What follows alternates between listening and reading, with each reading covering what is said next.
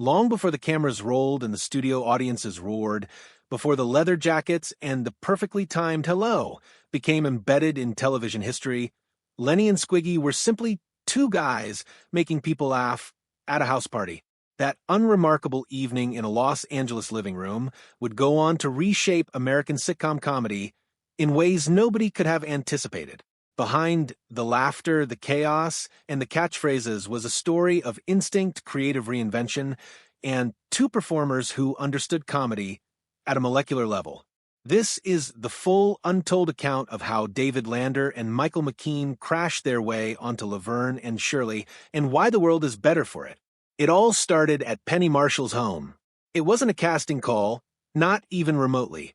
It was one of those casual evenings that Penny and her then-husband Rob Reiner were known for, relaxed gathering of actors, writers, and comedians, the kind of night where no one expected anything remarkable to happen. Among the guests that evening were two men Penny already knew from The Credibility Gap, a sketch comedy and musical satire group that had developed a devoted cult following throughout the 70s. Their names were David Lander and Michael McKean, and they were known in comedy circles for their sharp wit, impeccable timing, and natural gift for improv. Nobody asked them to perform. Nobody set up a stage or cleared a space. But at some point during the evening, something shifted. Without any cue or encouragement, David and Michael slipped out of themselves and became two entirely different people right there in the living room. Two bizarre, lovable goofs with exaggerated accents, nervous tics, and a chemistry between them that felt both completely spontaneous and impossible to fake. The room fell apart. Everyone laughed and kept laughing, unable to stop. Penny would later say, grinning at the memory, that they didn't need any prompting. One moment they were themselves, the next they were these characters, fully formed, fully alive, and absolutely hilarious. Cindy Williams, who was also present that night, recalled the electricity of the moment. The two men had a rhythm, she said, like they had been doing this together their entire lives. It wasn't just funny. It was electric. Penny was a sharp observer of comic talent. She had been around performers her whole life, had an instinctive feel for what worked and what didn't. And what she saw that night wasn't a performance, it was pure comedic instinct. The way they moved, the way they interrupted each other mid-sentence, the way a single deliberate pause could build anticipation until the room had no choice but to erupt, all of it was natural, unforced, and undeniable. At the time, Laverne and Shirley was still finding its rhythm. The show centered on two working-class best friends navigating life, love, and independence in Milwaukee. Penny and Cindy's chemistry was already its beating heart, but Garry Marshall, Penny's brother, and the show's producer sensed that something was missing. He wanted characters who could blow in like a storm, disrupt everything, and leave the audience gasping. The morning after that party, Penny told him simply, "You have to see these two men." David and Michael were called to the set. There were no formal auditions, no lengthy screening process. They simply walked in and did what they had done in the living room. And it worked just as perfectly the second time around. When Laverne and Shirley first conceived of the characters who would become television legends, they weren't called Lenny and Squiggy at all. The duo was originally imagined as Lenny and Anthony, two neighborhood guys who were more awkward, more broke, and more over the top than the show's leads. The chemistry between the performers was already there from the beginning, the laughs were instant, and audiences immediately responded to them. But before the world ever got to know them by name, a behind-the-scenes creative decision changed everything about who they were supposed to be. According to Penny Marshall, the show already had a surplus of Italian characters. Between Phil Foster's Frank DeFazio, Eddie Mecca's Carmine Ragusa, and the overall Italian flavor running through the series, the producers decided they needed something different. Anthony was retired, and in his place emerged Andrew Squiggy Squigman, same comedy duo, brand new identity. Squiggy wasn't Italian anymore. He was vaguely German or perhaps Eastern European, depending on the episode.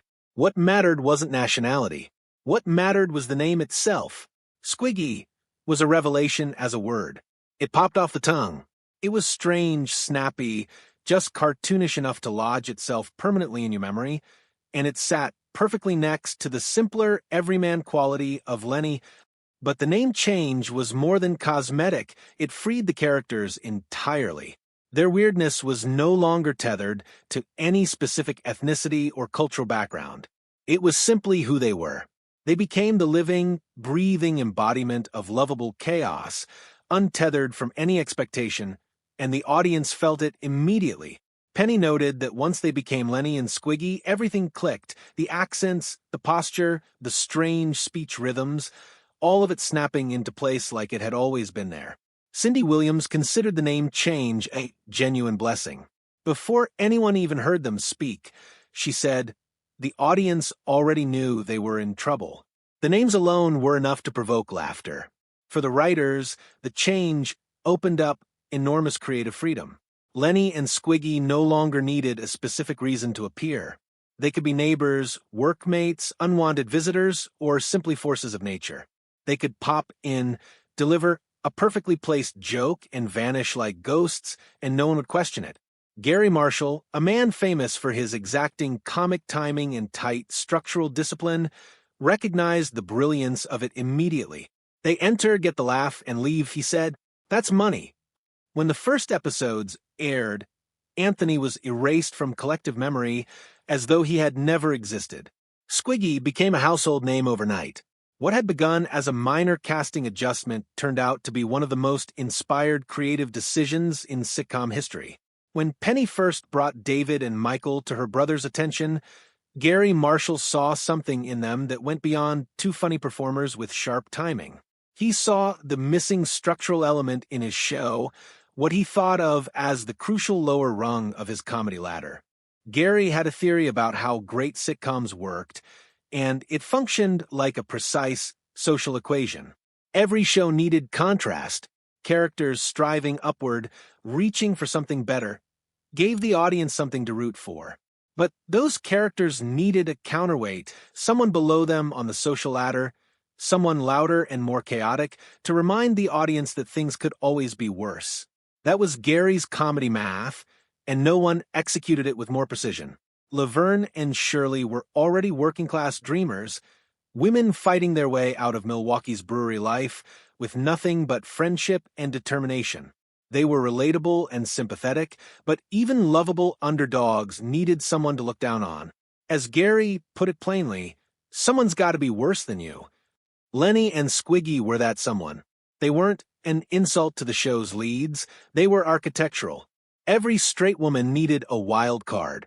For every heartfelt moment, there had to be chaos waiting just off stage. Laverne and Shirley were the emotional center, Lenny and Squiggy were the pressure valves, bursting in at precisely the right moment to blow tension sky high. Cindy Williams once described Garry as a mathematician when it came to comedy. He knew exactly where to place the joke, how long to let the laughter settle, and when to pull back before the moment went stale. With Lenny and Squiggy, that calculus was perfected. Audiences knew, the moment that door opened, that they were in for something special. It was a rare comic trick, building guaranteed anticipation into the very structure of the show, and few series in television history have managed to replicate it. The balance gave Laverne and Shirley its singular character. Lenny and Squiggy's absurdity made Laverne and Shirley look comparatively organized, even heroic. Without them, the show might have been just another story about two roommates chasing love and paying rent. With them, it became an entire comic ecosystem, dreamers and chaos makers, each making the other more vivid.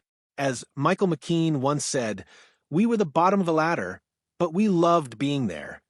Some television moments you hear before you see them. For Laverne and Shirley, that moment was the creak of a door followed by a single perfectly pitched word, "Hello." It didn't matter what the episode was about, how emotional the preceding scene had been, or how tense the dramatic stakes felt. The moment Lenny and Squiggy walked in, the energy in the room transformed completely.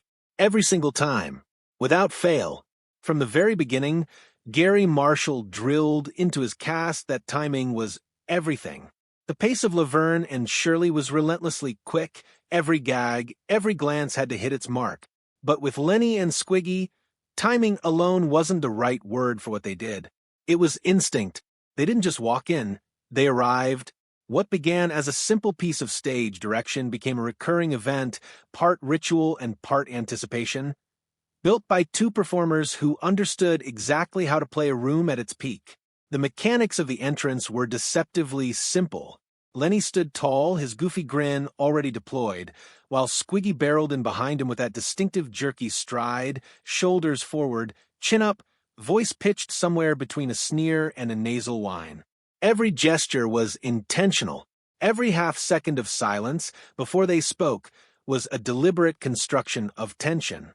Then the word landed, and the laughter was immediate and explosive. Cindy Williams called it controlled chaos. She said they made each entrance look like a happy accident, but it was actually a science. They knew precisely how to walk in, how long to hold the silence, when to pause, and when to release. The barely perceptible pause before they spoke, barely a heartbeat, was everything. It gave the audience just enough time to brace for impact, which somehow made the impact even greater. McKean once revealed that he and Lander would occasionally push the experiment further. Sometimes, he said, they would swing the door open and simply stand there, no dialogue, no movement, just the two of them existing in the doorway. And the audience would laugh anyway. That was the moment they knew they had truly mastered the craft.